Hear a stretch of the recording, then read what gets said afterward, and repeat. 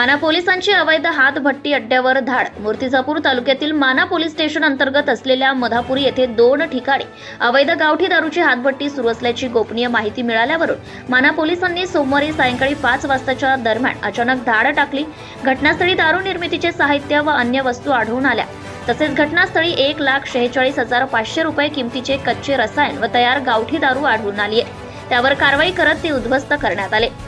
माना पोलीस स्टेशनचे ठाणेदार सूरज सुरोशे यांना मिळालेल्या गुप्त माहितीवरून मधापुरी येथे सुरू असलेल्या 2 ठिकाणी अवैध गावठी दारूच्या हातभट्टीवर धाड टाकण्यासाठी पोलीस उपनिरीक्षक गणेश महाजन, सहाय्यक पोलीस उपनिरीक्षक Rajendra Wankhede, police head constable Deepak Solanke, police constable Mangesh Pawar, Jay Mandavare यांच्यासह इतर पोलीस स्टाफ व 2 पंच असे माना पोलीस स्टेशन येथून रेड कामी लागणारे इतर साहित्य घेऊन वाहनाने रवाना केले. तेथे पोहोचल्यावर बातमीची खात्री केली असता 2 जण वेगवेगळ्या ठिकाणी मधापुरी शिवारात आडोशाला असलेल्या झुडपात 3 दगडांच्या चुलीवर एक मोठी लोखंडी टाकी ठेवून त्यात काठीने काहीतरी हलवताना दिसला. पोलिसांनी त्या ठिकाणी सोमवारी सायंकाळी 5 वाजता छापा टाकून मुद्देमालासह साहित्य जप्त केले.